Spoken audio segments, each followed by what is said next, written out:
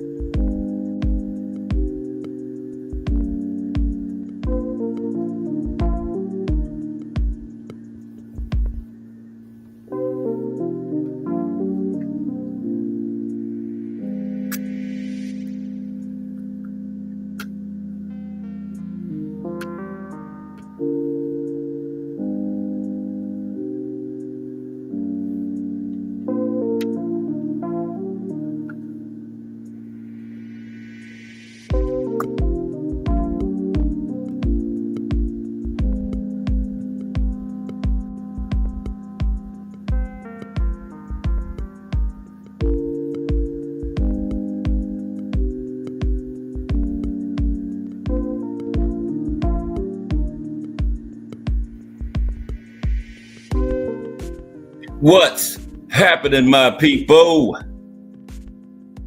It's Cat Sports again, back for another afternoon with the family.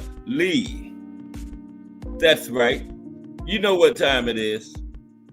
If it's Monday through Friday, 2 p.m., it's the Boxtorian, bringing you all that boxing history.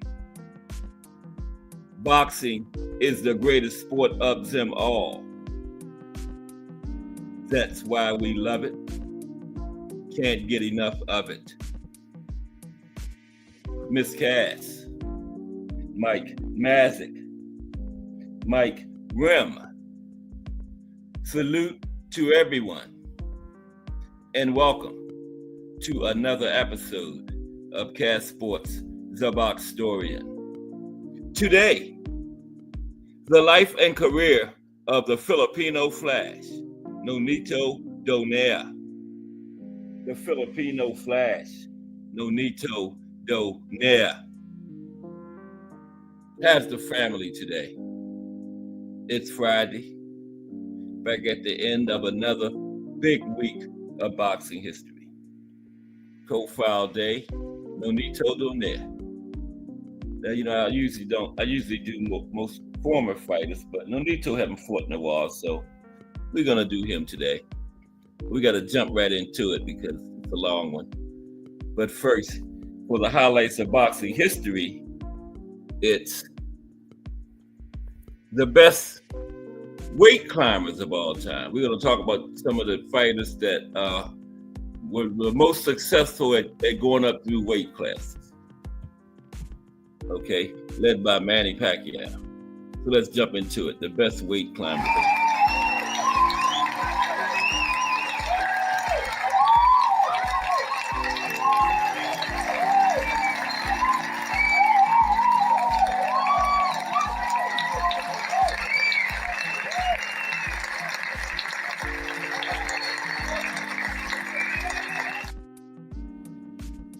Okay. Highlights of boxing history. The best weight climbers of all time. Let's get into it. Now,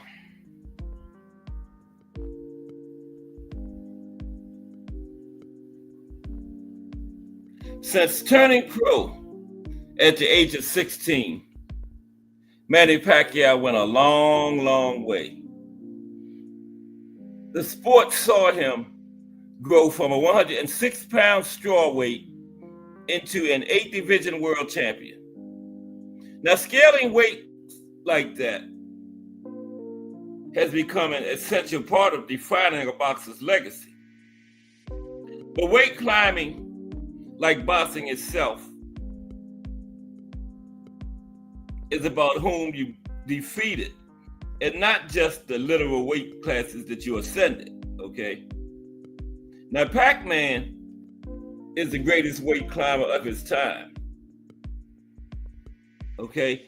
Not only because of the pounds that he went through, the classes he went through, but the quality of the competition he faced while going through those classes. But just where does Manny rank all time, right?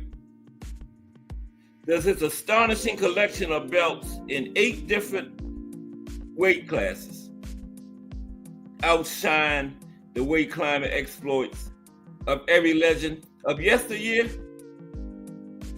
Now, a sport with such a deep history, it would be great to find out.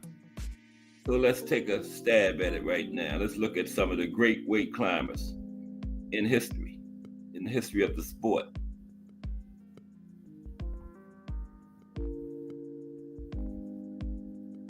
Now, boxing is rich. Its rich history is jam-packed with great fighters, okay? Now, in addition, much of their greatness derives from tremendous weight climbing achievements. So we're going to look at, we got 15 men who made their name having success, made good names for themselves, having success, going up through the weight division, okay?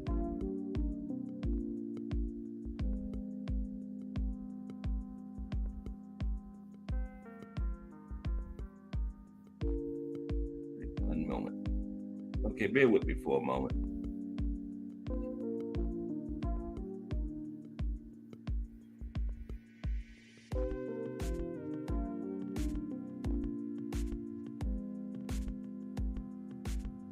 Okay, I don't think my slide display is right, so we're gonna have to work without that, I guess.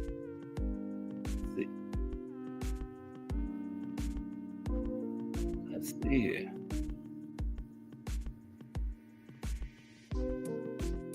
Oh, here we go. We're right. Okay, starting out with Georges Carpentier. Okay, considered one of the greatest European boxers of all time. Carpentier fought in every weight class, from flyweight to heavyweight. But this Frenchman with dynamite in his right hand accompanied little of note below welterweight, and more often than not, faltered against world-class competition at middleweight and above. Oscar de la Hoya. As one of the largest super featherweights you will ever see, the Golden Boy won his first major world title in March 1994.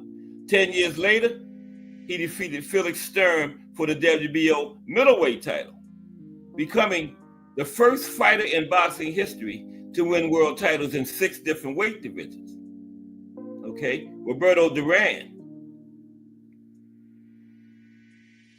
BVO Sports TV and BN Boxing News in the building. What's up, gentlemen?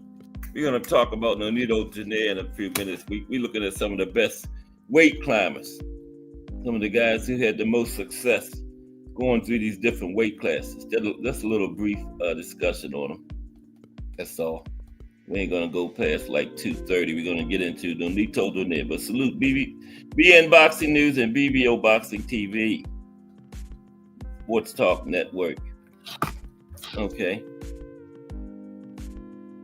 BVO Sports TV. I said you right after BN Boxing. That's a BVO Boxing TV. BVO Sports TV. Luke BVO.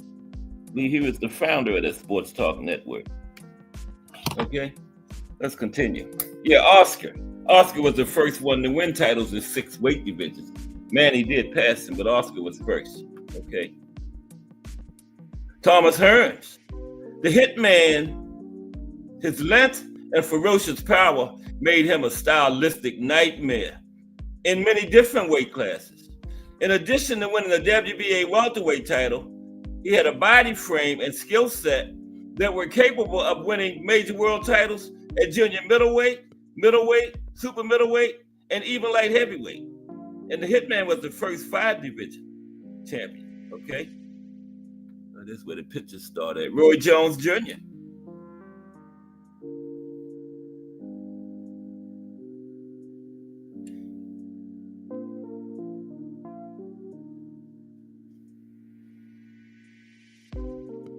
Now, Roy possessed an otherworldly blend of speed and power and used those tools to take full advantage of watered-down world titles, winning belts at middleweight, super middleweight, light heavyweight, and heavyweight. He was only the second man in over 100 years to go from middleweight to heavyweight after Bob Fitzsimmons. Ted Kid Lewis.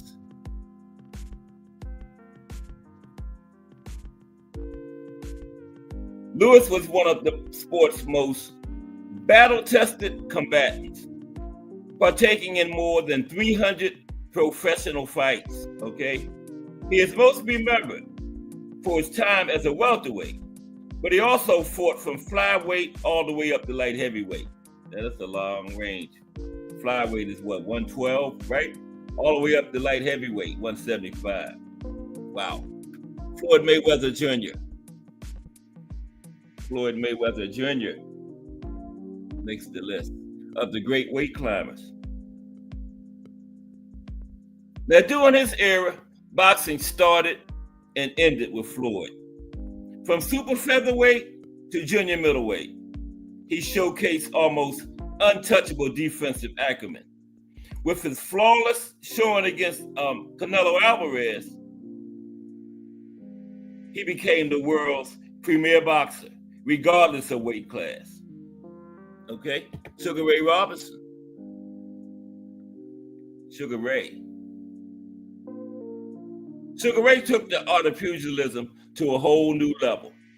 His mix of impeccable technique and God-given ability made him a force to be reckoned with at 3 different weight divisions.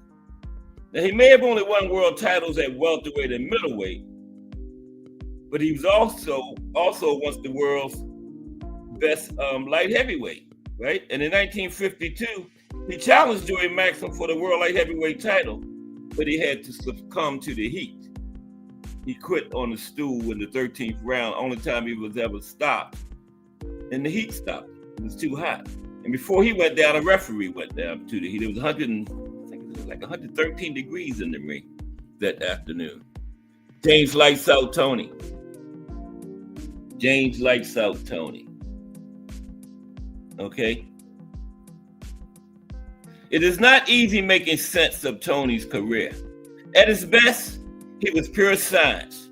At his worst, brash and downright vile. But none of that can take away from what he did inside the squared circle.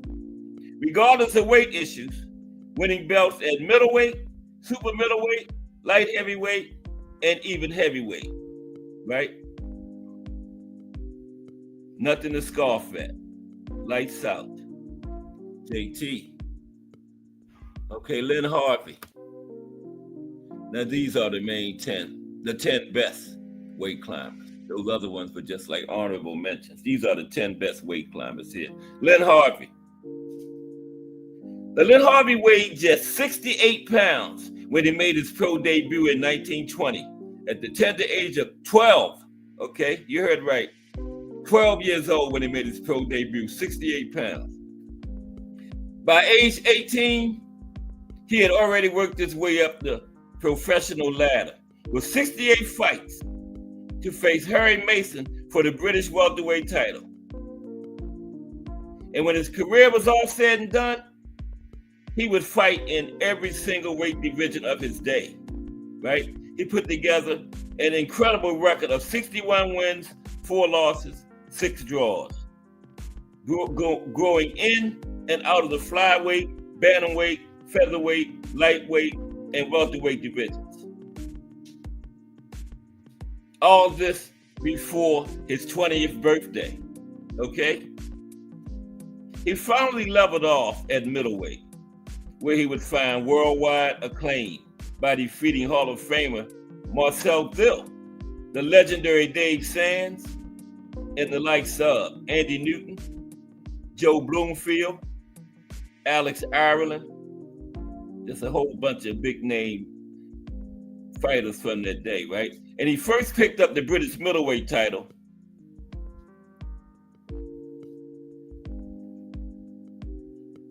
this thing keeps jumping on me. He first picked up the British middleweight title in 1929 and would eventually win the British light heavyweight and heavyweight titles. Okay? Next, Tony Canzonieri. Just some of the great weight climbers. Okay, we're gonna get started on Nonito Donaire at 2:30, around 2:30. Tony Canzonieri. Now, along with Barney Ross and Jimmy McLaurin, Tony Canzonieri helped make up boxing's great holy trinity. This three-way rivalry defined the sport in the 1930s. But much of Canzonieri's greatness stems from what he managed to do before ever meeting those two fantastic fighters. He made his pro debut in July 1925. And thanks to wins over the likes of Archie Bell, Davey Abad, and Bushy Graham, by the end of 1926, Canzonieri was already one of the eminent bantamweights in the world. But he didn't stop there.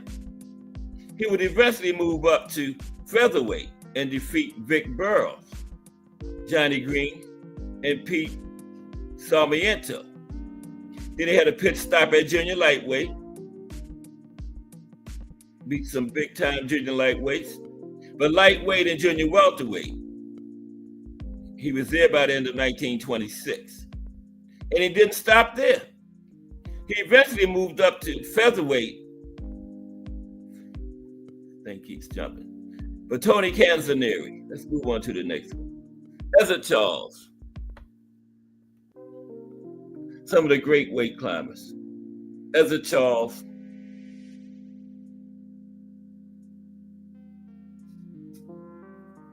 Jimmy McLaurin.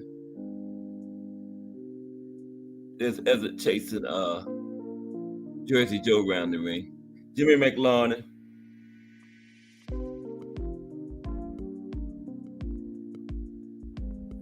The great Harry Greb.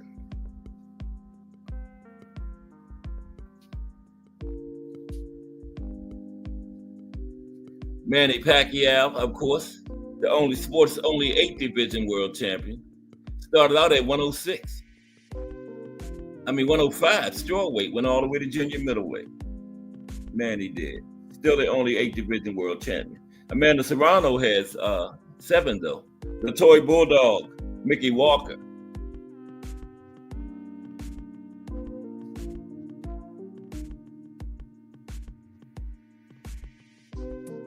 Of course, Henry Armstrong, some of the great weight climbers. Number 2, Bob Fitzsimmons.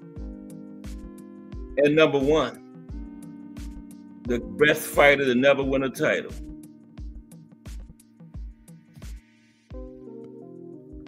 Sam Langford.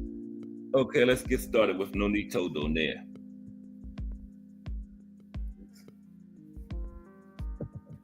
Okay, the life and career of the Filipino Flash today, Nonito Donaire.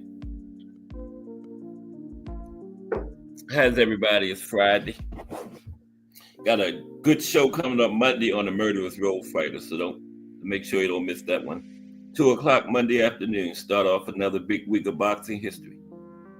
Yep, Murderous Row. Found a nice piece on him. I know you will enjoy it, because I read it the other day, enjoyed it thoroughly.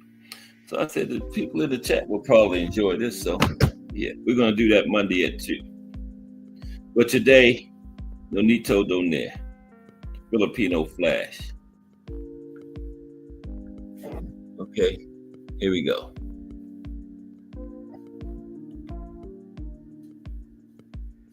The life and career of the Filipino Flash. I was telling Miss Cass, him and his wife probably saw that thumbnail. Rachel been in here one time before, so I don't know. She might pop up today. Who knows? They're always in these YouTube boxing streets. Okay. Oh, I know what I'm doing wrong.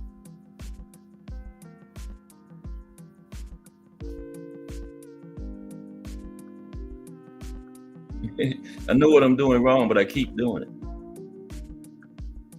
There we go. There we go. Life and career of the Filipino Flash, Nonito Donaire. Here we go. Okay.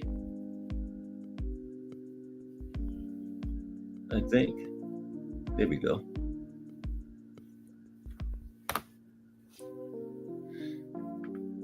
Okay. Nonito Donaire. He was born November 16th, 1982. A Filipino-American professional boxer. Now, he's held multiple world championships in 4 weight classes, from flyweight to featherweight. And he's the oldest boxer in history to win a bantamweight world title at age 38, as well as being the first 3-time champion at bantamweight. And Donaire has also held world championships in 3 consecutive decades, the 2000s, 2010s, and 2020s, being the 6th boxer to do so after Evander Holyfield, Manny Pacquiao, Bernard Hopkins, Eric Morales, and Floyd Mayweather were the other 5, okay? Now,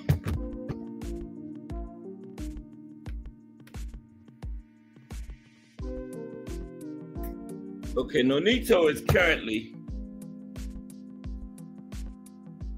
age 42, fought in 5 weight classes: flyweight 112, super flyweight 115, bantamweight 118, super bantamweight 122, and featherweight 126. 5'6" tall, has a reach of 84 inches, fights in the orthodox stance. Currently has a total of 50 fights. He's won 42, lost 8, with 28 knockouts. Okay, those few stats on the Filipino Flash.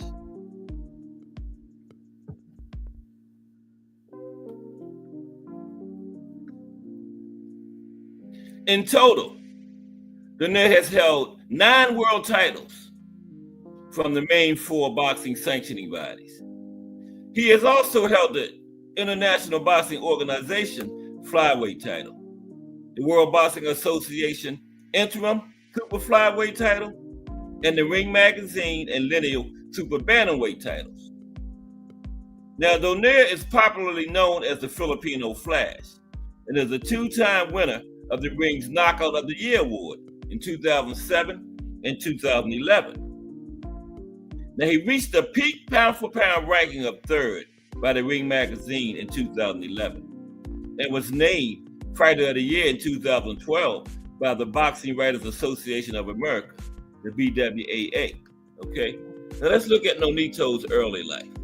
We're gonna look at his early life. Okay, take the chat real quick. Okay, we're good. Salute BVO and BN Boxing. I read those. Who we got in here? Let's see who we got in the building so far. Let's do that very quick. We got Miss Cass, Mike Mazik, Mike Rim, BN Boxing News, BVO Sports TV from the Sports Talk Network. Okay, now let's look at Nonito's early life. Now he was born in Taliban, Bohol, Philippines, the third of 4 children to Nonito C. Donaire Sr.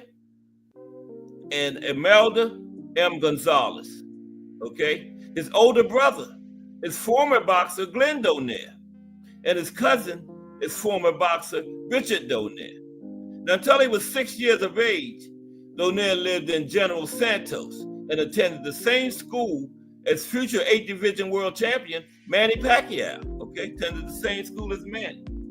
Now, Donaire was a child of small stature and was bullied.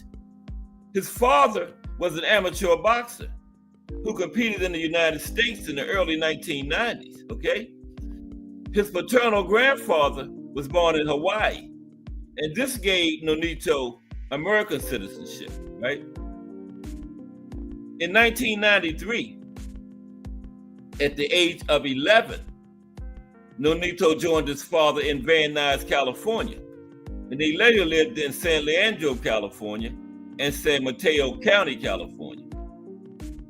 Now, Nonito said that during his childhood, he wished for more attention from his parents. And after his brother started boxing, the attention was given to him. This was his reason for entering the sport of boxing at the age of 11, even though he did not enjoy it, right?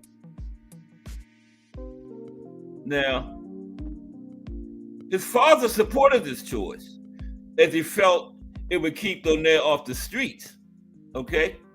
Now, during their younger years, Donaire and Glenn would spar. And Donaire also watched videos of his hero, Alexis Arguello. And from them, he learned to throw a powerful left hook, okay? Now, while enrolled at the San Lorenzo High School in San Lorenzo, California, both Nonito and his brother Glenn won several regional and district amateur boxing championships. Okay? Yeah. Him and his brother both won some regional amateur championships while enrolled in high school. In his first amateur fight, Nonito beat his opponent with straight punches, all the while thinking that I'm going to kill him before he kills me. However, Nonito had little confidence until he had 5 pro knockout victories under his belt. Okay, let's look at that amateur career briefly. Nonito's amateur career. Okay, amateur career. Now, as a young amateur, Donaire won 3 United States national championships: the National Silver Gloves, 1998, the National Junior Olympics, 1999, and the National USA Tournament in 2000. He also won the 1999 International Junior Olympics gold medal, okay? His amateur record was 68 wins, 8 losses, with 5 technical knockouts, TKOs. Okay, let's go to it. Nonito's professional career now. Okay, getting ready into the professional ranks. Nonito Donaire. Okay. Okay, so let me drop this down real quick. Let me hear myself think here. Everybody ready for the weekend? More boxing tomorrow. I think they got a big card out of the UK coming up tomorrow. But we get ready to get in June, and we got some big ones coming up in June. Yeah. A couple more weeks. Yeah, we'll be in June. We got another DB3 card. Tank and Lamont.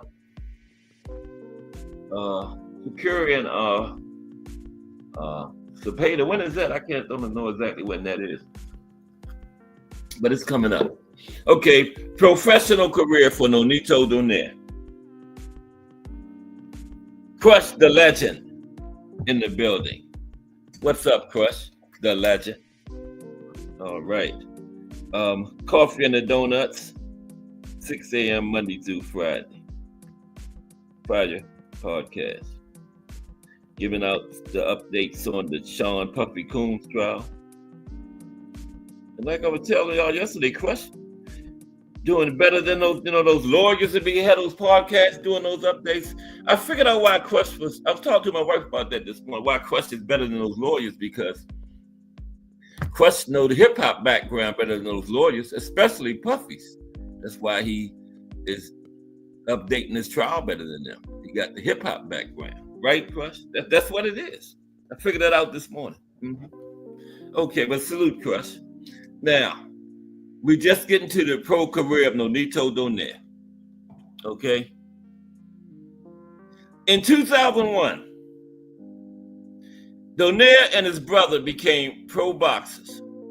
They signed contracts with a promoter, Jackie Callan, right? Donaire was paid a monthly salary of $1,500 in 2001, right? Now, after a controversial decision, Donaire lost his second fight against Rosendo Sanchez. Now, this impassioned him to win his fights, which he did until April 2013, okay? He never lost again until then, right?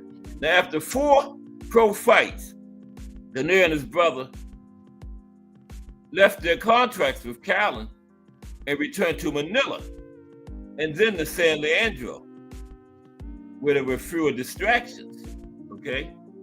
Now, the early years of his pro career. Early years of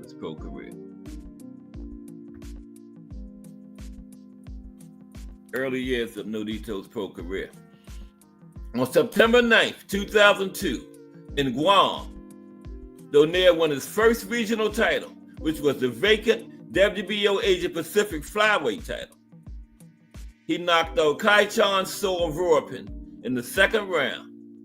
On January 20th, 2006, Donaire won his second regional title, the North American Boxing Federation Super Flyweight title, by defeating, the guy Curran that Boots fought? Yeah, he was at Super Flyweight then.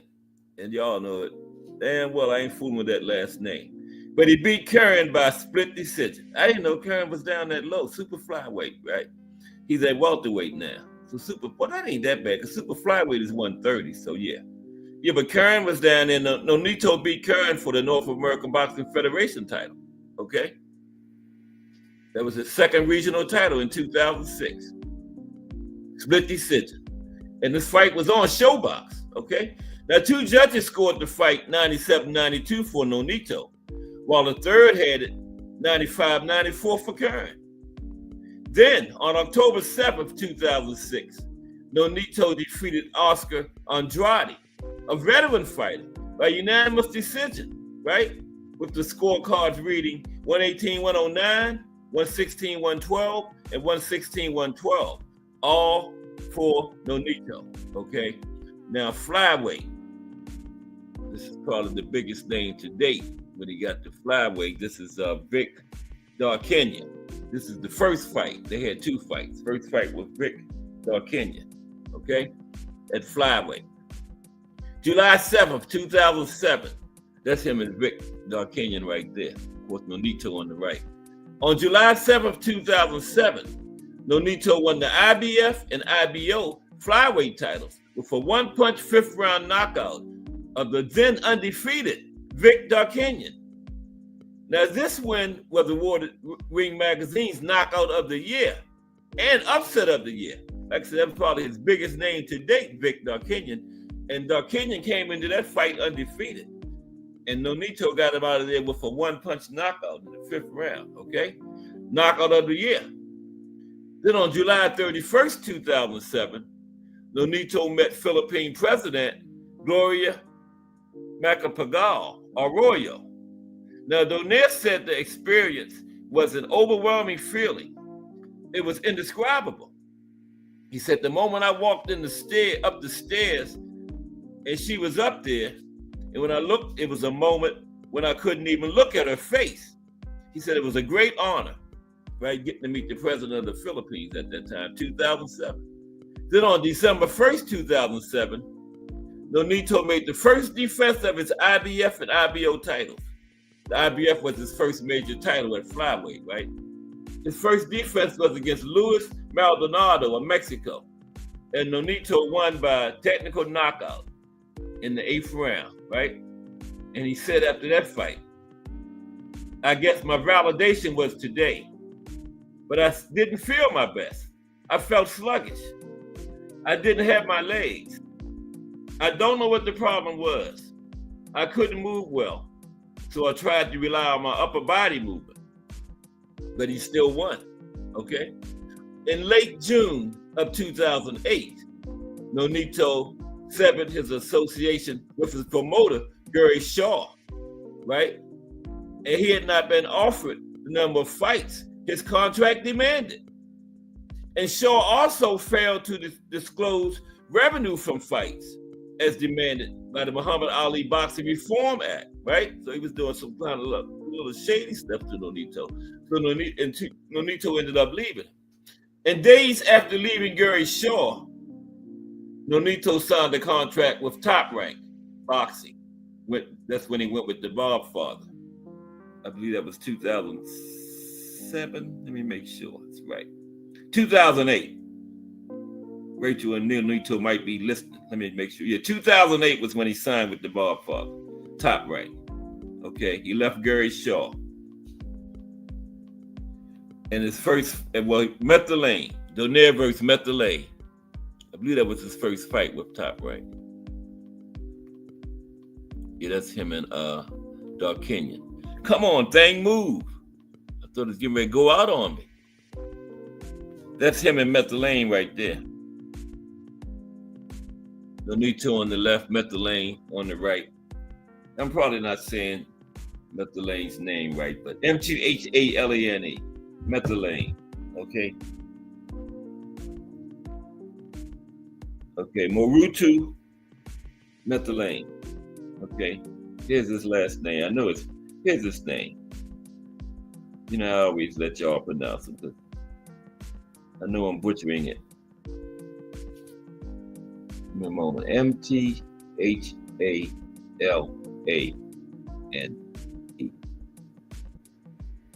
There it is.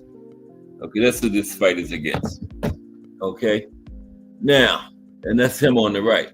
On November 2nd of 2008, Donaire made the second defense of his title. See, this is his first fight with the Bob Father, with a 6th-round TKO of Morutu Methalane, right? Now, although Donaire's asthma condition was well managed in general after his illness in the Methalane fight, Donaire became estranged from his father, who did not acknowledge the medical problem. On April 19th, 2009, Donaire faced Raul Martinez for a third defense of his titles in Quezon City, Philippines, okay? Now, he scored a TKO in the 4th round. In this fight, Nonito was trained by the Penalosa brothers, Gary, Doty Boy, and Jonathan. Okay? Now, after the fight, Donaire was recorded in the Ring Magazine pound-for-pound rankings in 7th position. Okay? Yeah. Number 7 in the pound-for-pound for Ring Magazine after that fight. So then he moved up to super flyweight. Okay? Went to super flyweight after that.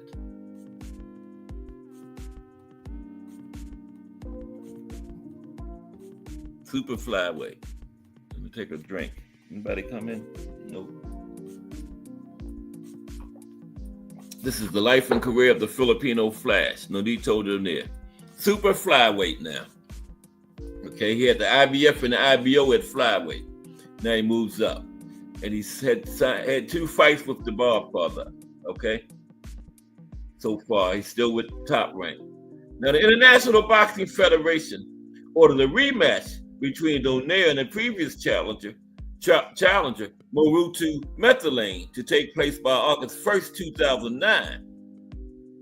However, Donaire, now 115 pounds, wished to move up to the super flyweight division. Okay? And that's what he did. Moved up to super flyweight. First fight at super flyweight, Concepcion. Donaire versus Concepcion. Concepcion on the right, Nonito on the left. Donaire was to fight Hugo Fidel Cazares on August 15th, 2009, but negotiations failed. Rafael Concepcion replaced Cazares as Donaire's opponent for the WBA interim super flyweight title. Now, Donaire hired a conditioning coach, Mike Basil, to assist Dodie Boy and Jonathan Penalosa in his training at the Undisputed Boxing Gym, right? San Carlos, California. San Carlos, Philippines. Now, Donaire dedicated his fight against Concepcion to the memory of Corazon Corey Aquino and requested Everlast, a boxing equipment company, provide a yellow robe with the inscription IMO in memory of former President Corey Aquino. Now, Concepcion failed to weigh in within the super flyweight limit of 115 pounds for this fight, meaning the title would only be on the line for Nonito, right? And Nonito captured the title by a 12-round unanimous decision. And after this win, Donaire was honored in a motorcade in Manila, organized by Alfredo Lim, the mayor of Manila, okay? Now, in late 2009, Nonito began training under Robert Garcia, okay? Went to Robert Garcia in 2009. And then he fought Manuel Vargas. Okay, there's Nonito and Manuel right there. Of course, Nonito on the right. Manuel Vargas. On February 13th, 2010, Nonito fought Manuel Vargas in the first defense of his WBA interim title, right, at super flyweight. Okay. Now, the fight took place at the Las Vegas Hilton in Las Vegas, Nevada, right?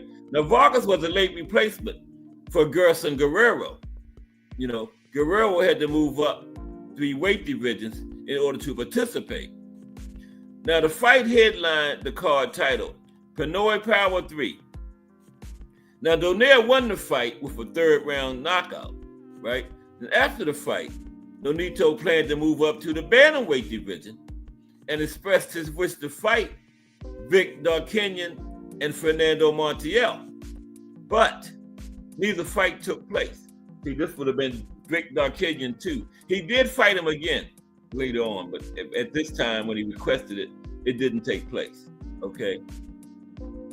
Next fight is Donaire versus Marquez. Not Juan Manuel or none of them. Okay, there's him and Marquez right there. See Marquez on the back of his trunk still? Yeah. So of course that's Nonito on the right. Donaire versus Marquez, okay?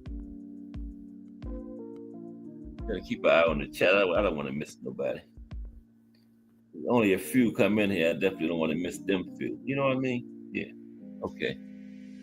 Okay, Donaire versus Marquez. Now, Nonito fought his last fight in the super flyweight division against Hernan Marquez, right? And the fight was on the undercard of the Juan Manuel Lopez and Bernabe Concepcion fight on July 10th, 2010 at the Coliseo Jose Miguel Aguilar in San Juan, Puerto Rico. Nonito had challenged Eric Morel, who declined to fight him. and Nonito won this fight with a TKO in the 8th round. So, like it planned, he moved up the bantamweight. Okay, remember he said after this fight he was gonna move up the bantamweight, and that's what he did. Went to bantamweight. Okay, bantamweight. Following his win against Marquez, Nonito stated his intention to compete in the bantamweight division, 118 pounds, by challenging unified WBC and WBO champion Fernando Montiel. Okay, but his first fight was against Sidorenko. It was a title fight. Let's check and see.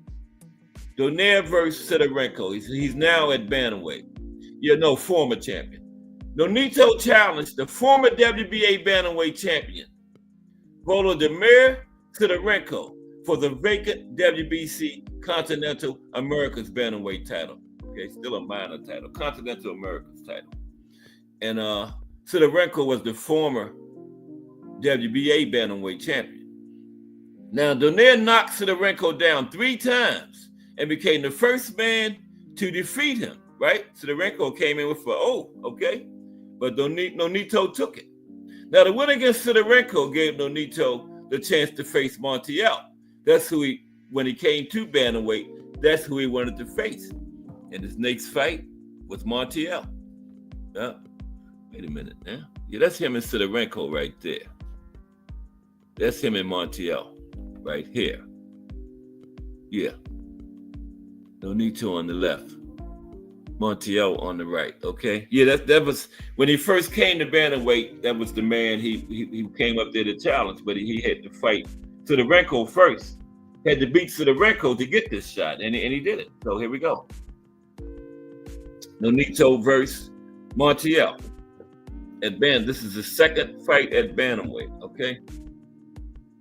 Now, on February 19th, 2011, Nonito defeated Montiel in the second round to capture the WBC and WBO bantamweight titles. So his second fight at bantamweight, he became a unified champion, okay? Now,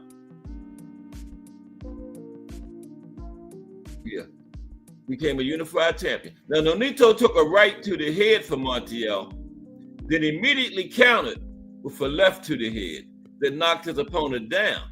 Now, Montiel rose to continue before Nonito rushed over to land a left and a right. The referee, Russell Mora, stopped the fight at 2:25 of the second round. There's Russell Mora, Crush. We was talking about him the other day. Talking about referees on Crush one day this week. Yeah, Russell Mora. Russell was decent, though, I would say. Now, the referee stopped the fight at 2:25 of the second round. Now, Nonito was given a third place ranking in Ring Magazine's pound for pound rankings. And I think that was the top, that's where that was his top ranking at number 3, yeah. But after that fight, Ring Magazine had him number 3 in the pound for pound ranking. That's all over all the boxing. Number 3. So Nonito made top 5.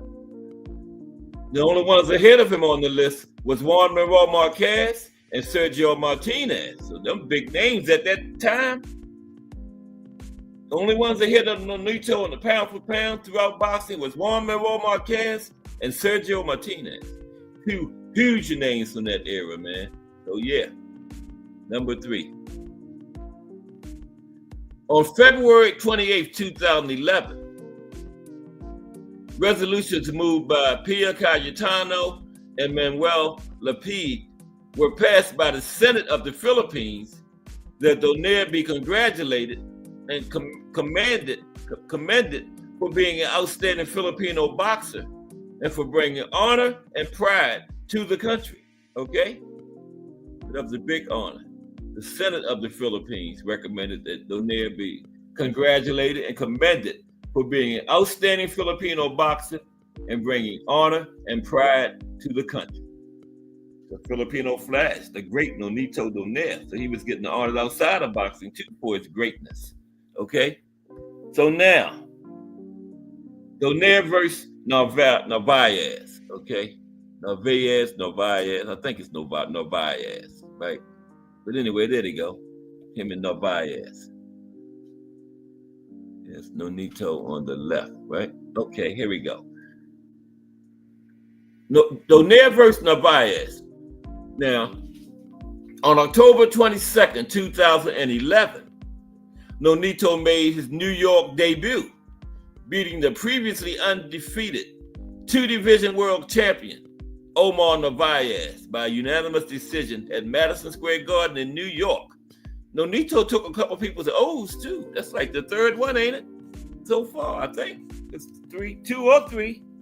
I think it's the third O he done took. Mm-hmm. And that was his New York debut at the Garden, the granddaddy of them all, Madison Square Garden. That was his debut in New York. Mm-hmm. He was up there for the tank fight, remember? Yeah, when we had our meet and greet. He wasn't at the meet and greet, but he was up there. I saw him on a video that he was in a store that Squeeze went in, right? And Squeeze was in a video with Nonito at the weekend of our meet and greet. Yeah, Squeeze from the Rise podcast, yeah. He went in the store and Nonito Donaire was in there, yeah. Did anybody see that video? Yeah. Nonito was singing a Temptation song. Yeah, he was doing pretty good too. Yeah, and Squeeze was in there with him. Just happened to come in the store, yeah. Well, I don't know if Squeeze was in there first, but I know him and Nonito was in the same establishment up there. The weekend of our meet and greet, but let's go on, okay? Yeah. He was singing that Temptation song pretty good too, Nonito was. Okay, now Super Bantamweight, and this was just like a month ago, well, February, a couple months back. Super Bantamweight, Vasquez Jr. Okay, that's who he's going up against, that Super Bantamweight, 122. There's him and Vasquez. Nonito on the right. I hope I haven't got off track on my slide. I don't think so. We'll see. Donaire versus, yeah, that's Vasquez, versus Vasquez Jr. Now in 2012, Nonito fought Wilfredo Vasquez Jr. After 12 rounds, Nonito had scores of 117, 110, and 117, 110. Now, surprisingly, the third judge scored the fight 115, 112 in favor of Vasquez Jr. Now, Nonito landed 60% of his power shot. That's incredible. 60%. Wow.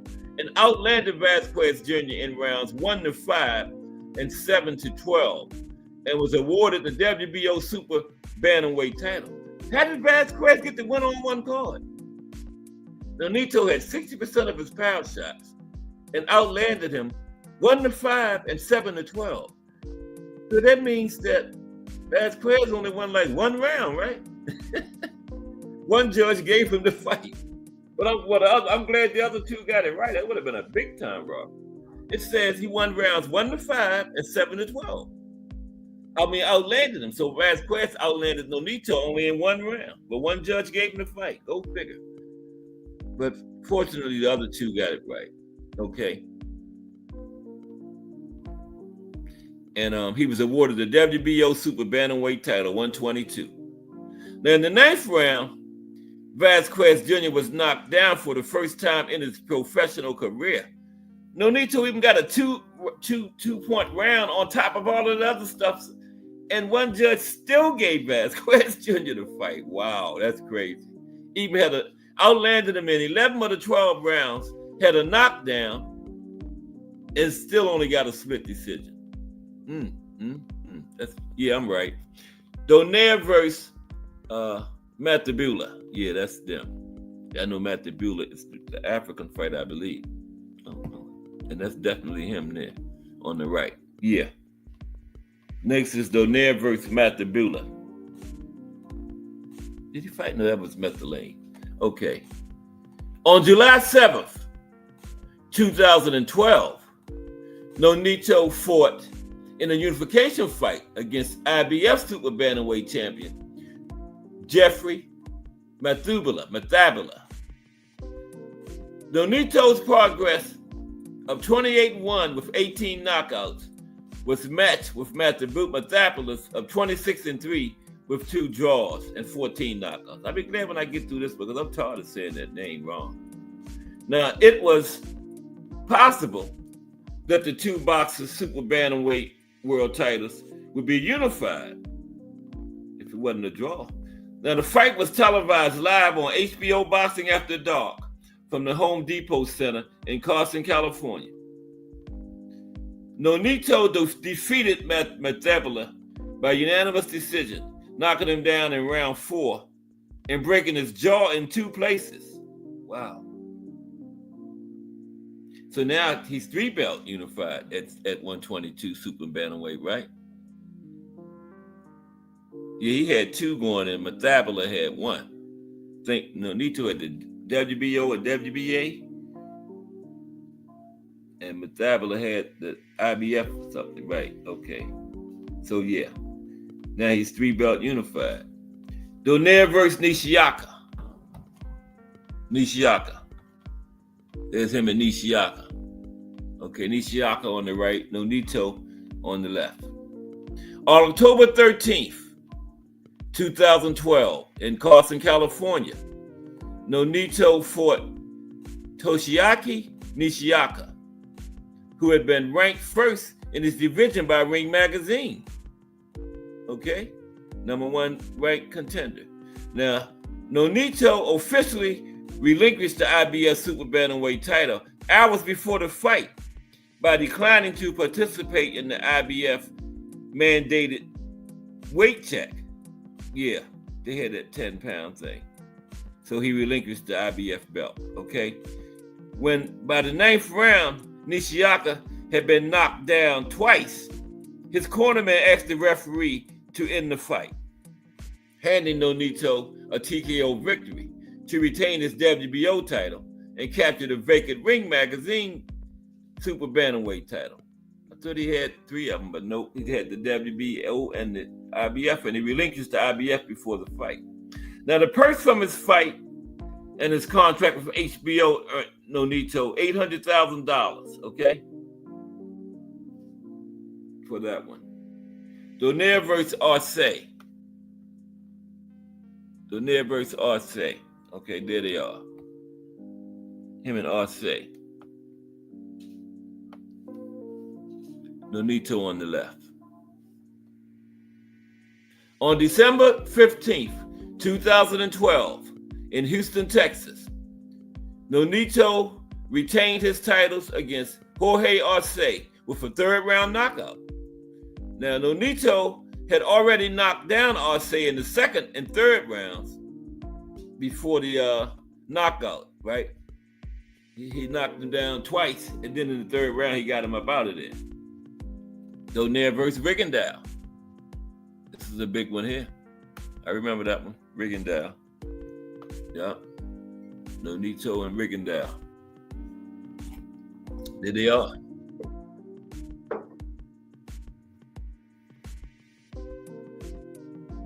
Nonito Donaire versus Guillermo Rigondeaux. On April 13th, 2013, Donaire fought WBA champion Guillermo Rigondeaux at Radio City Music Hall in New York City. Now, Donaire knocked Rigondeaux down once in the 10th round en route to a unanimous decision defeat, losing his WBO and ring titles and ending his 12-year winning streak. Yeah, Nonito had a 12-year winning streak coming into that fight. Rigondeaux took it. So then he lost his titles, moved to 126 featherweight. But he did go back down, but let's talk about it. Went to featherweight. Because his last fight was at 118, remember? Santiago, when they was going for that strap, I believe one of the ones that Monster dropped, that was at 118. So he dropped back down 8 pounds, but right now he's at 126.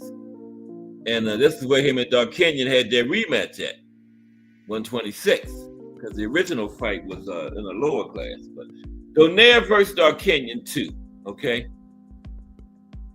There they are, him and Darkinyan 2. That's Donaire on the left, Darkinyan on the right. Nonito Donaire versus Rick Darkinyan 2 at 126. In November of 2013, Donaire fought Rick Darkinyan in a non-title fight. There was a rematch of their 2007 fight. Now, this fight was on the undercard of a Mikey Garcia versus Roman Martinez fight, okay? Now, Nonito started strong, but Darkinian mounted a comeback in the middle rounds to take the lead on 2 of the 3 official scorecards. However, in the 9th round, Nonito was able to drop Darkinian with a left hook. He had a serious left hook. Now, although he was able to beat the count, Darkinian wasn't able to intelligently defend himself, prompting the referee to stop the fight. So he stopped Darkinian the second time, okay? Who won the first one? I can't remember. Was that the one of his own? I think Nonito won the first one too. I can't remember. Anybody remember? Anyway, the second time he stopped Darkinian. That was like a half hour ago when we talked about the first one. Okay. Donaire versus Vetyika. Donaire versus Vetyika. That's him and Vetyika. I give it a say, did he fight Bud? Kind of look like Bud a little bit, but no, that's not Bud. Vetyika. Okay. On May 31st, 2014, Nonito fought Sipaway Vetyika for the WBA featherweight title at the Venetian Macao Hotel and Resorts Arena in Macau. Now, Nonito knocked Vetyika down in the 4th round after landing his signature left hook. The fight was stopped seconds after the bell for the 5th round due to a cut on Nonito's left eye from an accidental headbutt. Now, Nonito won the fight by unanimous technical decision. He was ahead on the cards when it happened. It was the 5th round, right? Nonito became the second Filipino after Manny Pacquiao to win championships in 4 weight divisions. Okay? Second Filipino fighter to do that after Manny. Okay? And remember, Nonito went to the same high school Manny went to when he was younger. Remember that? Yeah. Okay. Donaire versus Walters. He fought Walters. There's him at Walters.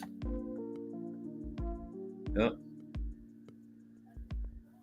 Him and Nicholas. He fought Nicholas. Yeah. Okay. On October 18th, 2014, Nonito made the first defense of his WBA title against undefeated WBA regular champion. Nonito was the super. Nicholas Walters was the WBA regular champion, okay? Nicholas Walters. Now, I don't even know why they got a regular. Nonito was the real champion. So, just make him Walters the number 1 contender. Why they got to be super regular? That's just both of them paying them sanctioning fees whenever they fight. Them sanctioning bodies ain't slick. Come on, man. We gonna make you the super, make you the regular. So both of y'all have to pay us money, right? It's crazy. It's crazy, man. But yeah. And the fight took place in Carson, California, on the undercard of the Gennady Golovkin, Marco Antonio Rubio fight, right? Now, Nonito started strong, and he rocked Walters heavily early on, but Nonito was dropped twice later in the fight. And Nonito wanted to continue, but the referee decided to stop the fight, right? And gave it to Walters. Wow. So then after that, he went back down to 122, super bantamweight. Returned to super bantamweight. Told you, he went all the way back down as far as 118, where his last fight was at 118, remember? Yeah. So now he drops to super bantamweight, 122. On March 28, 2015, Nonito returned to super bantamweight, right? And defeated William Prado in 2 rounds to secure the vacant North American Boxing Federation super bantamweight title at the Arenella Coliseum in the Philippines, right? Now, flurried attack had Prado dazed at the end of the first round, and Nonito continued his attack at the beginning of the second round, and the fight was stopped. On July 18, 2015, Nonito also defeated Anthony Satao in 2 rounds by stoppage. at the Venetian Macao in Macau. Okay? Donaire versus Suarez. Okay? I got most of them. There's him and Suarez. There's Suarez on the left. Nonito on the right. Damn. Is his trunk's gonna stay up on him? Oh, that's the ring thing. I thought that was the back of his trunk. That's the ring thing over there. I'm going to say that kind of baggy back there, Suarez. Yeah, that's the ring post. Okay, my bad. Donaire versus Suarez. On December 11th, 2015, Nonito reclaimed the vacant WBO Super Bantamweight title, defeating Cesar Suarez by unanimous decision. And the fight was controlled by Nonito early on, dropping the Mexican brawler twice. But Suarez showed good punch resistance to keep going. Nonito began to slow down due to fatigue and an ankle injury as Suarez picked up the pressure. And the latter rounds were much closer as the fight turned into a slugfest and a Fight of the Year candidate, right? And it ended with both fighters exhausted and swinging wildly at the final bell. Now, Nonito defended the WBO title successfully, right? And then he went up against Zalt Bidek, and he beat him by third round TKO in Cebu City in the Philippines on April 23rd, 2016. Donaire versus Magdaleno. Nonito Donaire versus Magdaleno.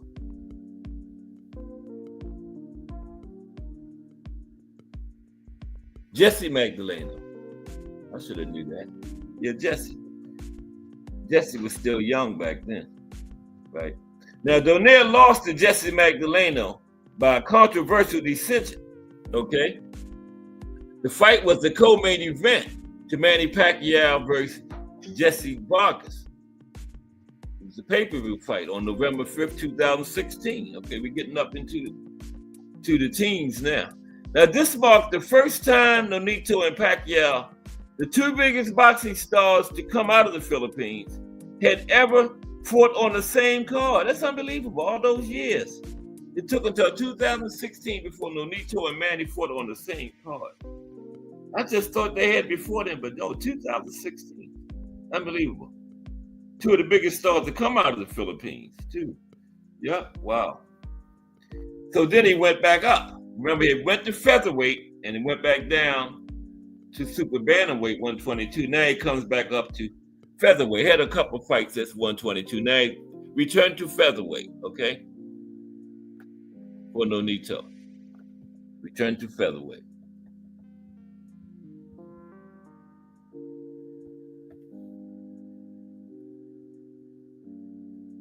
Returned to featherweight. On March 8th, 2017, Top Rank and Nonito agreed to end their partnership after an 8-year run with only about a month remaining on the contract, right? On July 25th, 2017, Nonito signed with Richard Schaefer's Ring Sports, okay? Remember, Richard was with Golden Boy one time, remember? And he started Ring Sports. Nonito signed with him. Wasn't Richard with Golden Boy? I think. Yeah. But Nonito signed with Richard Schaefer's Ring Sports after he left the Bob Father in 2017. Okay? Yeah, 2017. Now, on September 23rd, 2017, he returned to featherweight and defeated Ruben Garcia Hernandez by unanimous decision to win the vacant WBC silver featherweight title at the Alamo Dome in San Antonio, Texas. See, there they go again. The super, the regular, now the silver.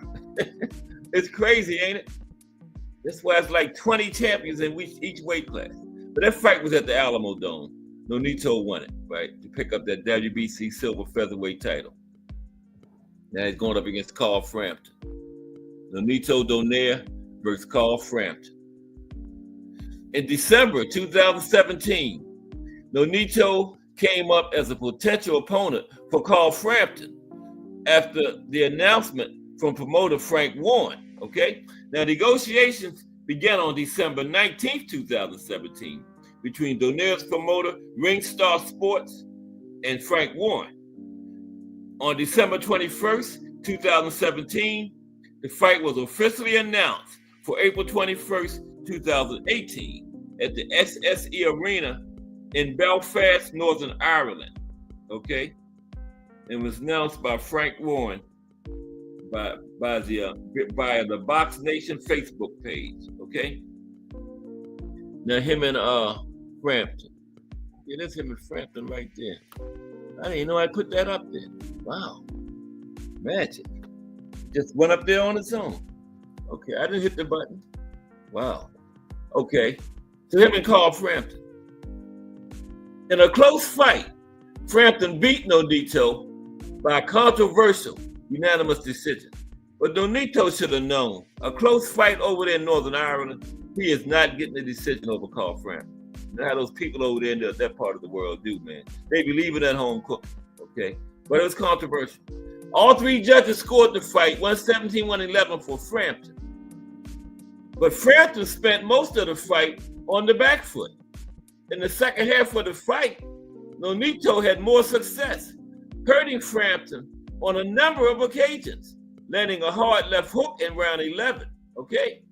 Now, Nonito was cut over his right eye after an accidental clash of heads in round 7, with the referee failing to call a timeout, okay? After the fight, Frampton said on live television, "I didn't have to get involved in a fight there. As you saw in the last round, Nonito Donaire is a dangerous MF," okay? That's what he said. He said the word, though. I used the initial. I think I saw that interview, yeah. And he said it on live television, too. Now, according to CompuBox stats, Frampton landed 164 of 557 punches thrown for 29.4%, okay? And Nonito landed 104 of 447 thrown for 23.3%. So now he drops from 126 back down, all the way back down to bantamweight, okay? Back down to bantamweight. Return to bantamweight for Nonito. Okay, return to bantamweight. On May 9th, let me check the chat real quick. Anything happening there? Nope. Ain't nothing going on. I was the last one to write something. Oh, y'all listening closely. I appreciate y'all. Okay. Yeah, return to bantamweight. On May 9th, 2018, at a news conference in London, the World Boxing Super Series announced that season 2 would include the bantamweights, right? So Donaire versus Burnett. This is in that tournament, I believe, yeah. Versus Burnett. There's him and Burnett. Yeah, that's Burnett on the left, Nonito on the right. Donaire versus Burnett. Now the draft gala for the just call it the WBSS, okay, abbreviated, which was the World Boxing Super Series, WBSS, took place in Moscow on July 20th, 2018. Now Nonito was chosen by top-seeded Ryan Burnett as his opponent in the quarterfinals. So on September 7th, 2018, the WBSS announced a doubleheader would take place at the SSE Hydro in Glasgow on November 3rd, 2018. The card would see Burnett versus Donaire, as well as the quarterfinal fight from the super lightweight tournament, which would be Josh Taylor go up against Ryan Martin. Now, Burnett looked to have taken the first 2 rounds as Nonito reset on the third and final and began to box smarter. Now, during the third round, Burnett received a counter left hook to the body and felt the after effects. Now, during the fourth round, Burnett reached for his lower back after throwing a combination of punches in exchange, which was counted as a knockdown for Nonito. Yeah, that body, that left hook to that body was still bothering him. Now, Burnett did survive the round, but he failed to answer the bell for the 5th round, right? Now, Nonito showed respect to Burnett by going straight to Burnett's corner to give him some words of encouragement instead of celebrating. Yeah, that's Nonito. You know, that's Nonito, world-class guy, man. Class act. Yeah. Class act. Okay. Now, Nonito captured the WBA Super Bantamweight title and moved on to the semifinals of the WBSS to face WBO champion Zolani Teat. Okay.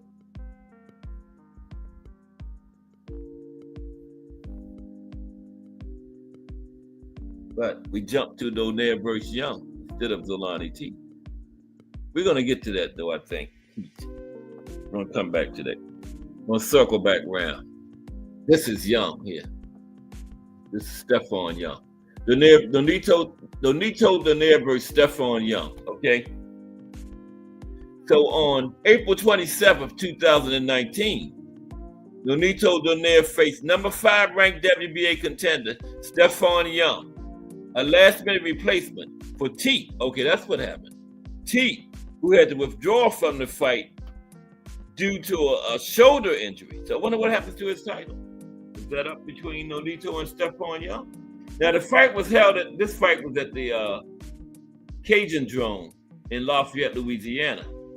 And the winner was set to face either WBO regular bantamweight champion Naoya Inoue or IBF bantamweight champion Emmanuel Rodriguez. Okay.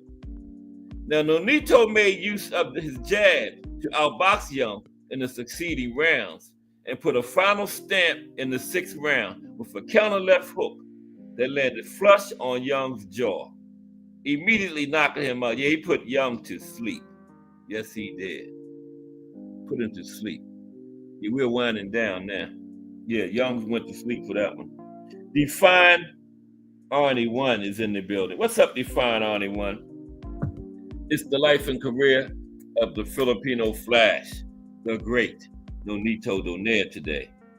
You know, I'll usually do former fighters, but, decided to do Nonito today. Okay?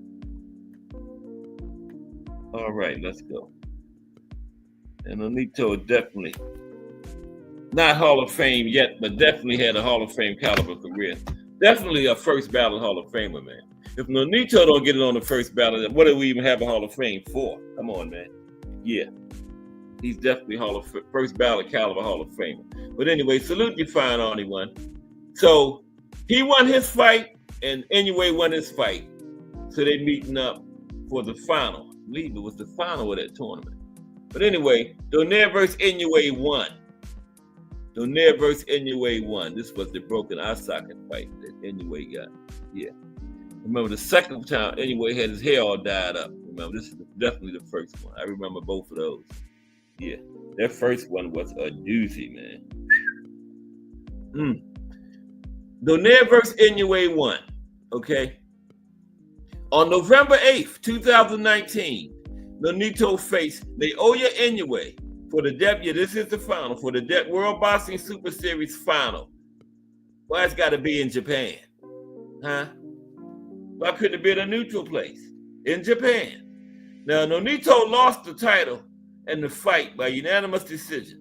Now, during the second round, Nonito opened a cut above Inoue's right eye after landing a left hook. In the 11th round, Nonito was knocked down after absorbing a body shot, okay? Now, the fight was scored 117-109, 116-111, and 114-113 in favor of Inoue. The last judge had it right, 114-113. It was a very close fight. That 117-111, I don't know what that judge was looking at, man. It was 117-109, I don't know what that judge was looking at. It was way closer than that, man. 117-109, come on, man. Now, after the fight, Nonito and Inoue showed each other mutual respect, with Inoue lauding Nonito as a true champion. Yeah, he broke that eye socket. Now, the fight was later voted the Ring Magazine Fight of the Year, and it definitely was too. Definitely was. That was a barn burner there, man. I might watch that. I'm definitely gonna watch that sometime this weekend. Maybe tonight. I might pull it up, but yeah. Be the first time I ever watched that one again too. And that's something. Okay. Now, counseled fight with Rodriguez. Had a counseled fight with Rodriguez. Okay. What was that all about? Now, Nonito was scheduled to face Emmanuel Rodriguez for the WBC bantamweight title on December 19th, 2020 at the Mohegan Sun Arena in Montville, Connecticut. On December 10th, it was reported that Nonito tested positive for COVID-19, forcing him to withdraw from the fight. Remember when all that mess was going on? Man, that was terrible, that COVID. I never got it, though. Not knowingly. I might have had it, but I never knowingly got it because, I never got it. I know a lot of people everybody knows somebody that had COVID back around that time. Everybody knows somebody that had COVID because that was a mess, man. It was scary, too. That was very scary. Everybody walking around all masked up. That was crazy. But anyway, we made it through it. Now, Nonito was originally scheduled to face Nordine Ribali, who was replaced by Rodriguez after Ribali also tested positive for COVID-19. Yeah, that's another name. I don't know what that is. But anyway, let's continue. Ribali. Okay. Let's see. Stay with me for a minute. I'm not good with names. I can only pronounce Smith, Jones, and Brown. That's it. Johnson, Williams. Bear with me for 1 second, please. I appreciate it. Oubaal. That's it right there.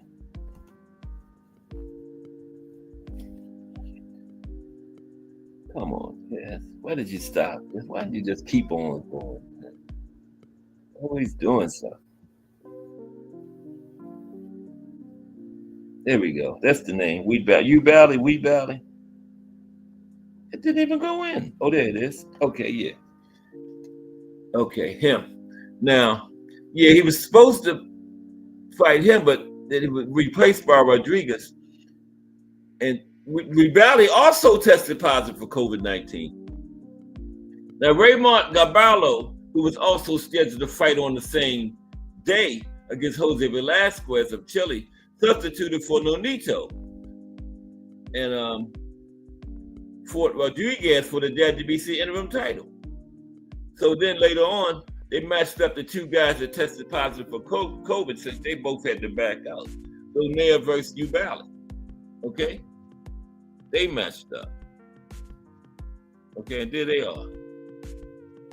There's Ribali on the left, Nonito on the right. They'll say, I had to write his name. There it is right there on his back. See? Wow. Okay. Donaire versus Ribali. On May 29th, 2021, Nonito faced Nordine Ribali for the WBC bantamweight title at the Dignity Health Sports Park in Carson, California. Now, Nonito scored a knockdown twice in the third round before finishing the fight in the next round, the fourth, with a hook, straight uppercut combination. The referee waved off the count, awarding Nonito with the win and making him the oldest fighter to win a world championship in the bantamweight division at the age of 38. And that stands to this day, right? So then, Nonito had another fight canceled, this time with John Riel Casimiro. Okay, had another one canceled. Now, on June 19th, 2021, it was announced that Nonito would replace Guillermo Rigondeaux to face WBO bantamweight champion John Riel Casimiro on August 14th in a unification fight. However, on June 30th, Nonito announced that he would be pulling out of the fight, citing concerns over blood testing. Okay? So then he went on to face Inoue again. Okay? Donaire Inoue 2. Donaire Inoue 2. Okay? Yeah, we winding down. We're going to get a little link time. You know that. Okay, let's and refresh the chat, see if anybody came in. No, it's all good. Okay. Donaire Inoue 2. So he don't have too many more fights after this. Now, after a successful first title defense in which he knocked out Raymond Gaballo, Nonito lost his WBC bantamweight title by knockout in the second round of a unification fight with WBA and IBF bantamweight champion Naoya Inoue in a rematch on June 7th, 2022. Now, the fight was held at the Super Arena in Saitama, Japan, and was broadcast on ESPN Plus. Right, both Bob. Well, he had left Bob Father. Nonito had, but Inoue is. Now, Nonito was knocked out in the second round after being knocked down twice. Okay, this was Nonito's first and only knockout loss at bantamweight in his career. And this is his last time he's fought right here, Santiago. They was fighting for one of the belts that the monster had dropped, remember? There's him in Santiago. Remember that one? That's the last time Nonito fought. Okay. Now where is it? I was just looking at it, man. OMG. Oh yeah, Donaire versus Santiago. Now soon after Naoya Inoue moved up in weight and vacated his bantamweight titles, it was announced that the WBC had approved Nonito versus Alejandro Santiago for the vacant WBC bantamweight title. So on July 13th, 2023, it was announced that the fight would take place on the undercard of Earl Spence Jr. versus Terrence Crawford on July 29th. Remember that? Yeah, that was on the undercard. I think that was the co-main, wasn't it? I think. Now, this was Nonito's first fight since suffering a brutal knockout loss to the monster, and was coming from a 14 months of inactivity. But it was a very close fight, right? Nonito lost the fight against Santiago by unanimous decision with the scorecards of 115-113 and 116-112 twice. And that's been his last fight to date, right? But no, haven't announced a retirement or anything yet. So let's look at Nonito's personal life right quick. And then we're going to get some link time because it's almost 2:30. I like when they work out like that, man. Almost 3:30. Wow. Couldn't have planned it out no better. You know, the highlights of boxing history, the bulk of the show, and the 3:30. Beautiful. Okay. Personal life. There's him and Rachel right there. Okay. I just think jumping on me like that, man. Personal life. On August 8th, 2008, Nonito married Rachel Marcial, I think, a Filipino-American, United States of America national, collegiate and military taekwondo champion. It was a private ceremony at Carmel, California, followed by a church service in the Philippines on November 11th, 2011, okay? Now, they had two sons, right? And Nonito's wife, Rachel, is a member of his team, and her father is his chief of security. On July 4th, 2013, Nonito's pregnant wife was injured while saving a drowning child. Wow, I never knew that. She recovered, and her then unborn second child was unharmed. Yes. She was pregnant, saved a drowning child, and her unborn child was unharmed, okay?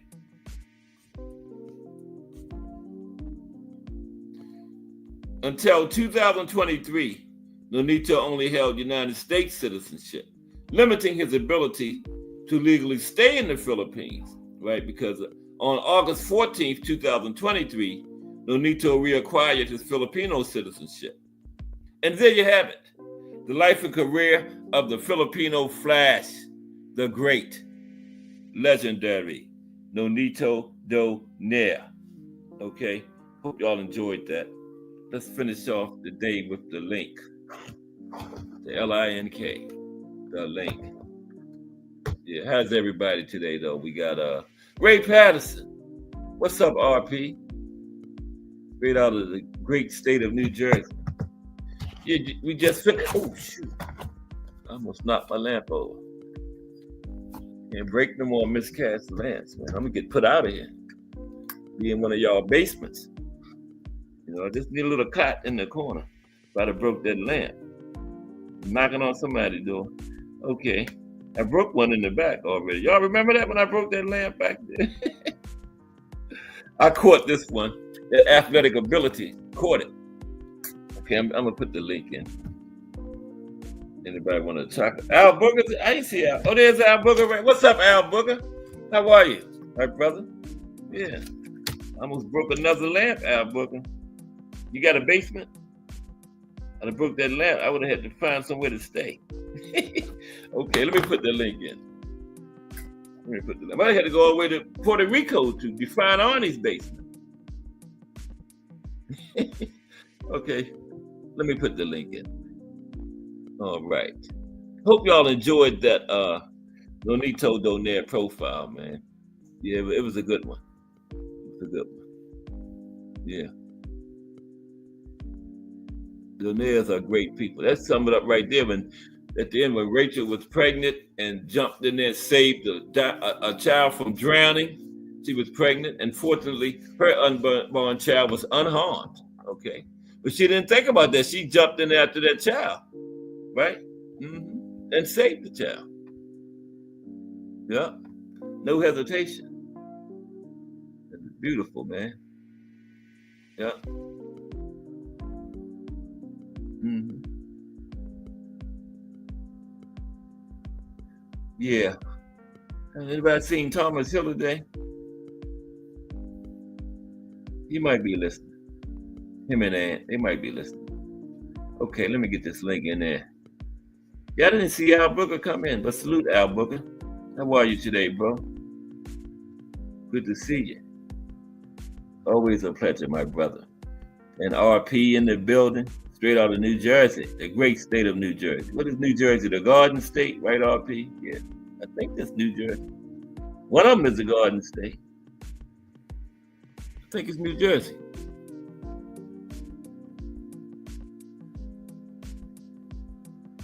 I believe. I don't even know what Maryland is.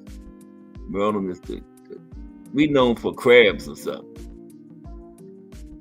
The Chesapeake Bay. Okay. I have to be quiet for a minute and get this link in. Okay.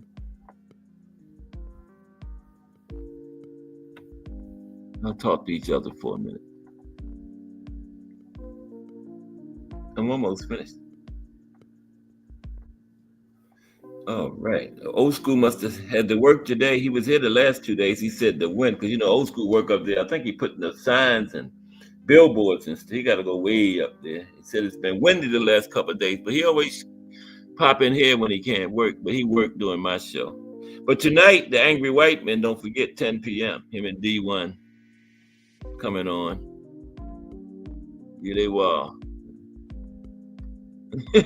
A quick story. We was at the meet and greet, and it was BN Boxing News was sitting here. I was sitting here. Miss Cass was there. And D1 was standing on the other side of Miss Cass. So I was talking to BN Boxing News, and Miss Cass was talking to D1. And she turned to me and whispered, "What's wrong with this guy?" I said, "He just angry, Miss Cass." He okay. She turned to me and whispered, "What's wrong with this guy?" Yeah, I said, he just angry. He's okay.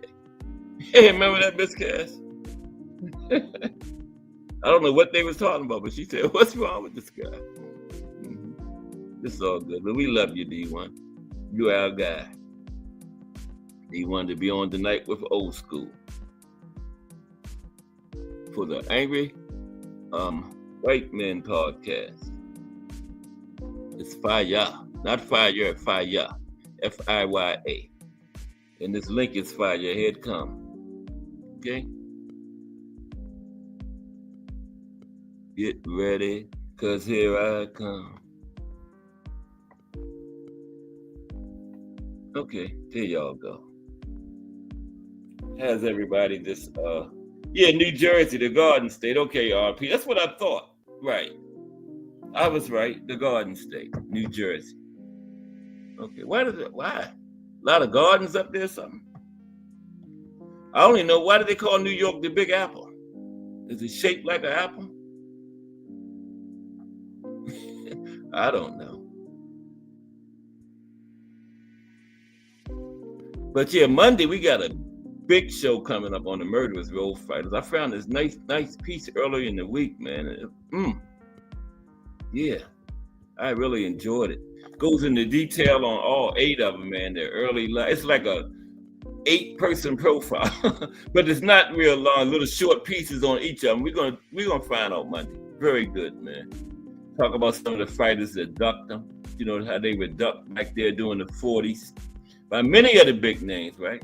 They say Charles Burley was supposed to be the best of them, and they say Sugar Ray Robinson himself or his manager didn't want no part of Charles Burley. But hey, you the fighter. If you want to fight him, it don't care what your manager thinks. What Floyd Patterson did. Cus was trying to keep Floyd away from Sonny Liston, and Floyd got rid of Cus as his manager because he wanted to fight Sonny Liston. He got knocked out back-to-back in the first round, but you got to give Floyd his props for going over top of Cus and making the fight.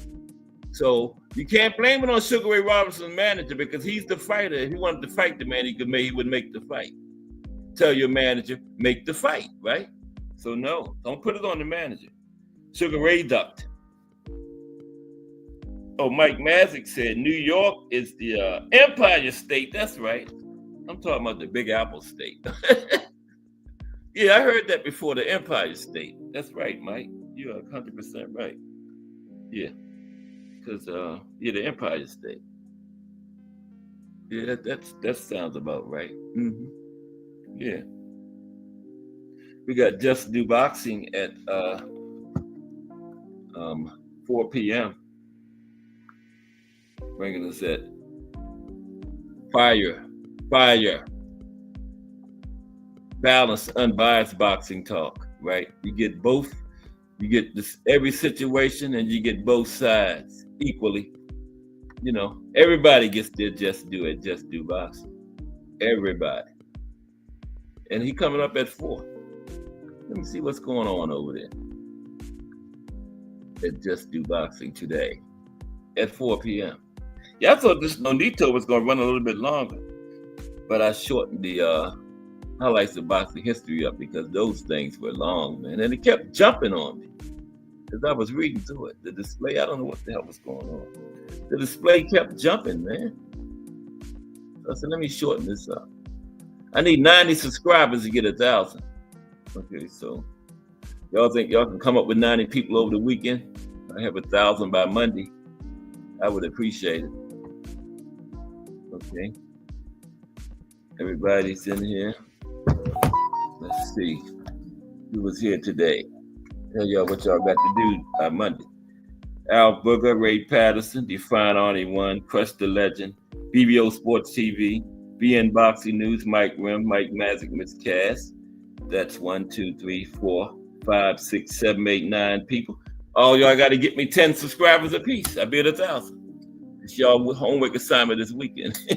Get Cass Sports 10 subscribers apiece. And by Monday, we will be at 1,000.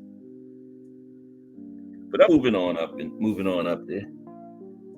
I was at like 91 at the beginning of the week. I got 9 this week. Mm-hmm. I got 2 in Crush show this morning. Yeah. Crush was giving me my flowers this morning. Then I got a couple subscribers off of that, man. Appreciate that, Crush. Yeah. Mm-hmm. Talking about the responsibility us content creators have, you know, to have the facts and everything right, putting out good content. Don't do that clickbait stuff. And I see some titles on some people's shows and then go in there and Never even mentioned what the title, nothing about what the title was, man. Just shameless. Nothing about it, man. Nothing. That's crazy. Just to get somebody to click onto it. Figure once they get you in there, you're gonna stay in there, I guess. But no, I can't do it. I gotta bring facts, you know. I make sure everything I say is somewhere in black and white, you know, and it's right. Records and all that stuff. Mm-hmm. But yeah, that is going to be a very good show Monday. That Murderous Road thing. Don't miss that one.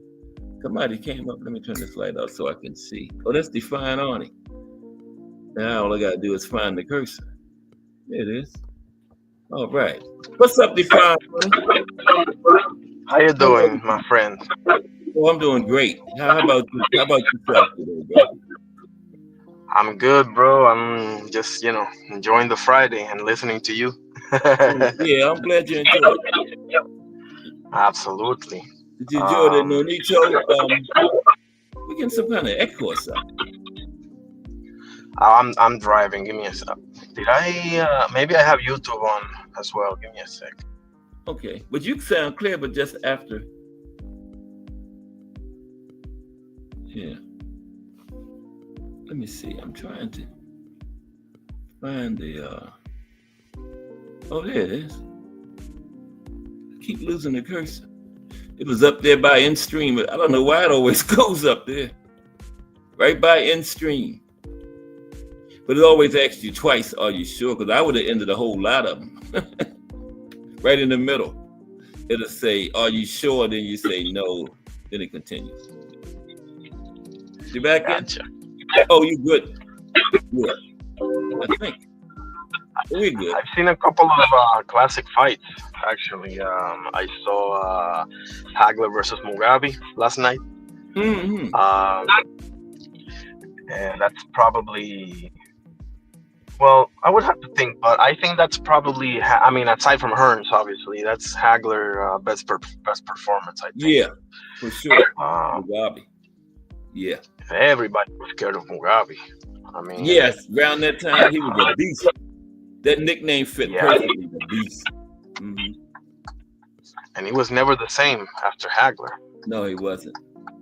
Did you see him in, I think it was the Frank Fletcher? Right, that was a good one. Have you ever watched that one?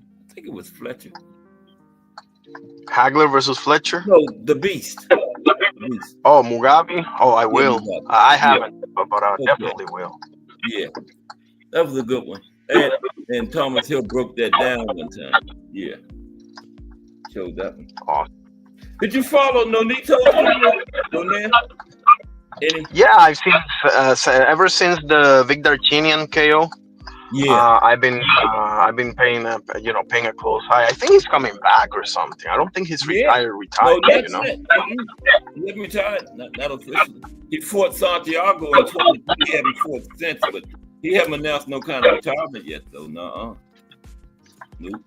Another fight that I saw was the one that Puro Sur recommended, the Baez versus Pernell Whitaker. That was an amazing fight, bro. Yeah, I would recommend that. I'm gonna have to check that one out. Yeah. Yeah, you're gonna like it.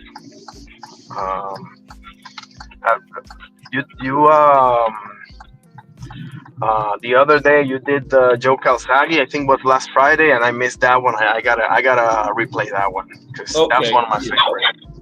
Joe, 46. Oh yeah. Yeah. Oh man, I wanted to say something and I forgot what I wanted to say. Yeah, Joe was right. The other day I said this in a different panel. I wanted to say this to you. Correct me if I said this to you already. I'm sorry, but I don't think I have. I saw in a podcast. It's called Un Round Más, like one more round in Spanish, and Barrera with like very seasoned journalist from over there. It's from Mexico. It's called Eduardo Camarena. And anyway, they were saying that Mexico and Puerto Rico are the only two nations that have champions in every weight class, from Really? strawweight all the way up to heavyweight. Okay. And I thought he made a mistake. When I heard him say that, I was like, no way USA doesn't make the list, you know? And the thing is that USA never had a strawweight champion. A strawweight? Yeah. Yeah. Because Carvajal was started at 108. Yeah, he didn't fight at 105. You're right. And Will Brixby also. Yeah. I never thought of that, but yep, they got everything else but strawweight, right? United States. Yeah, and Mexico is because of Zurdo Ramirez, because they didn't have a cruiserweight before Zurdo. So Zurdo is the one that made it happen. So Mexico just made it. They just did it. Yeah. Okay. And us too, because of John Ruiz over at heavyweight. Who's the Puerto Rican light heavy? I can't remember. Light heavy from Puerto Rico. Can't remember. Yeah, I'm gonna have to. We was talking about that before one time though. I remember somebody saying. I had to look it up. But you're 100% right. I never thought about that. Man. But yeah, the United States don't have a 105. Yeah, we sure don't. Because I remember Ricardo Lopez. I would say it's mainly because of genetics. Because of what? Right. No, I'm going to say Ricardo Lopez was his most. Yeah. He was supposed to fight. Him and Carvajal was in talks. And, It didn't happen, but it was going to be at 108. Yeah. Yeah, Carvajal didn't win nothing at 105. Correct. I think Carvajal fought at 105, but he didn't have a title there. You know? He never won a title there. Okay. He never won a title. So, yeah, I never thought about that, but yeah. And I don't think any other country is even close. It would be United States, Puerto Rico, and Mexico. And the United States missed out. That's right. Damn. You got to find a 105? Yeah.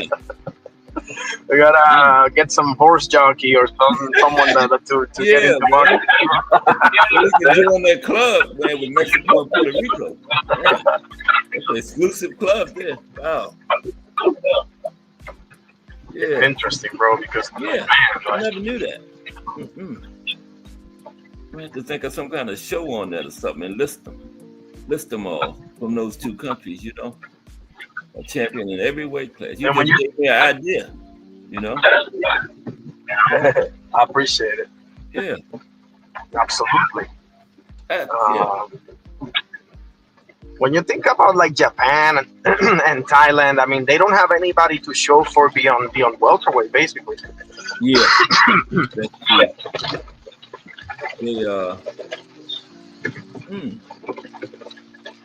They got light heavyweights and heavyweights and stuff. Japan. I don't think so. Yeah, most of them is like I've never seen one. The Asians rule those lower weight classes, though. You know, that's where they excel at. You know, down there. Yeah, Japan, the Philippines, and all of them. Yeah. Thailand, South Korea. Korea. Absolutely. Yeah. China's getting into boxing now with Dilei Sang and Su Yiming and all of them. You know, like. Yeah, they had a woman that was won their first Olympic gold medal was a female. I was talking about her the other day. I forgot her name, but yeah, she was a female. That's awesome. A couple of days ago, I was talking about she was an undefeated champion. As a matter of fact, she retired undefeated. I got her name in my other book from China. Yeah, she was the first person from China to retire undefeated. The first person was a female. Yeah. And then Zili Zhang really put him on the map when he started, when he came, you know. Because it was like almost in the 90s before China even allowed boxing, you know. It was outlawed. And remember, Muhammad Ali went over there in the late 70s and talked to some of the leaders, like an ambassador to help him get it started. Yeah. Uh-oh. I hope I'm not going out. Can you still hear me, Define Arnie? Okay. You still there? Can you hear me? Yeah, I can hear you. Yeah, I'm here. Yeah, I've been having Awesome. Wi-Fi problems. I thought it had got me again. You know. Yeah, we're gonna go on about 5 more minutes, then it's gonna be time for just you. But yeah. I think we got a big card coming from the UK this weekend or something. I think. It's oh man, yeah, it's the what's the name? Man, I forgot. Yeah, we was talking about it the other day too. When Thomas Hill was up here. I can't remember who it was now. It was a pretty big name. Anthony, gosh. Is it Josh Taylor? Yes, exactly. Josh Taylor. It's Okay. like that. Yeah. Oh wow. You didn't fade out. I can't hear you that well now, Define Arnie. Hear me now? Kind of faded like. Hello? You said you was driving? I'm going to now, which is so. Yeah, we get ready to drop off anyway.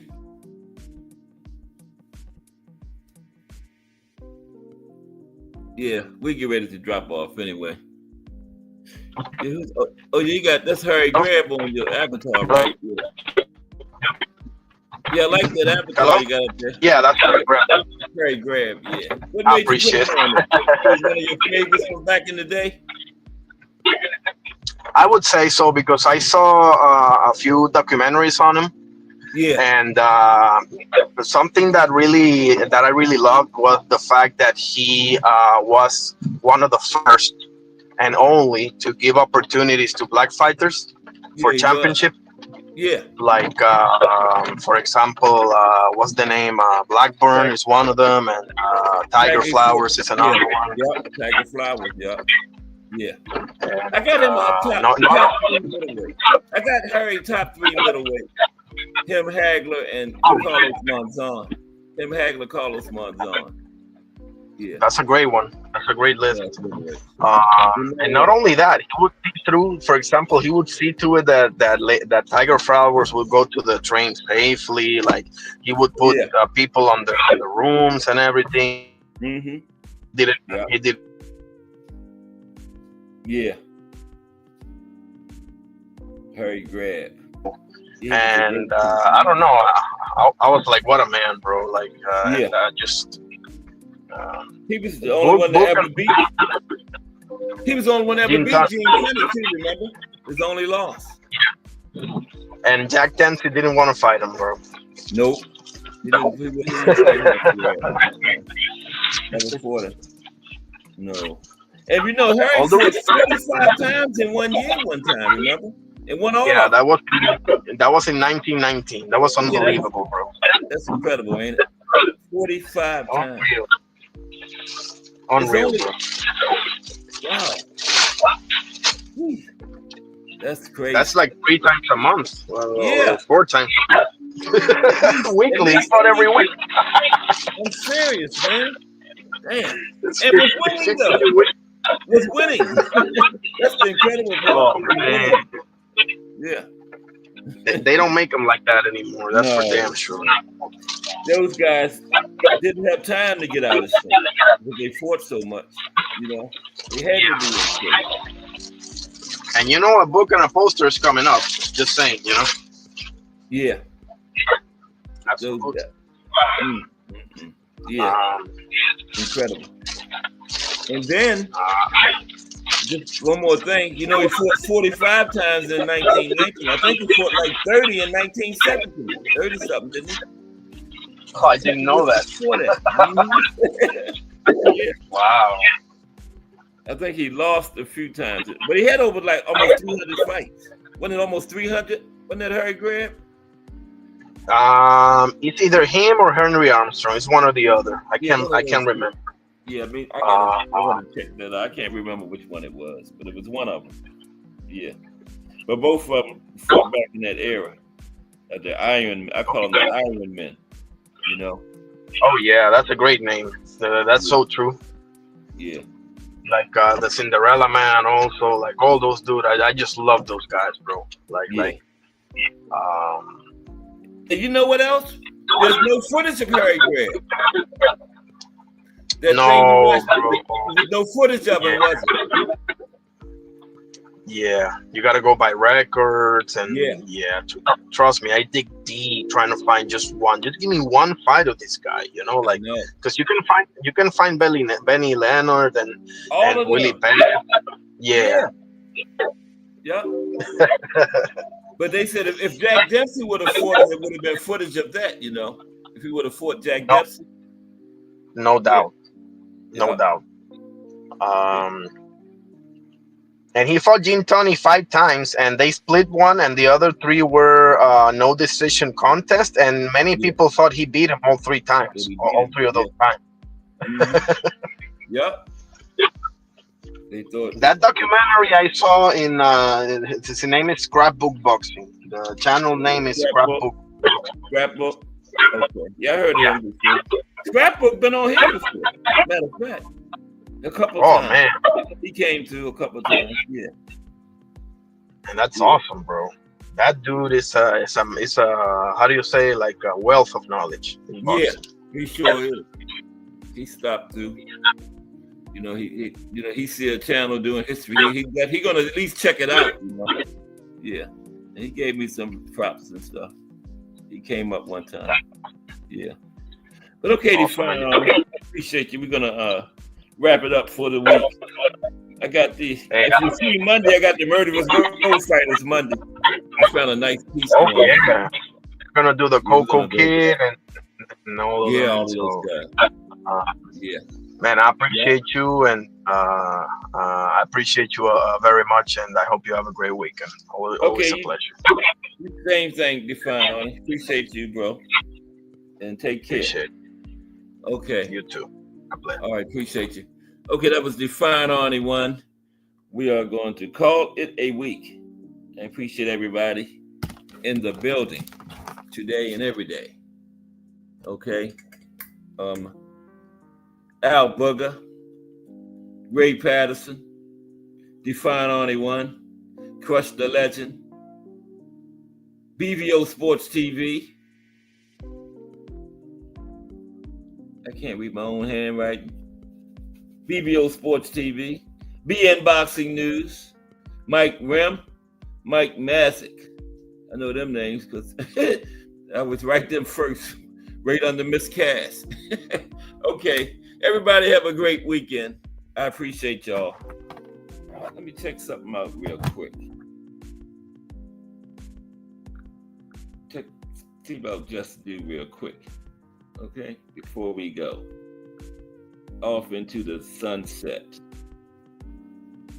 But don't forget Monday, the Murderous Road Fighters. I found a good piece on them. I guarantee y'all will enjoy it because I did. I know y'all will. Okay? Let me see. Just Do Boxing.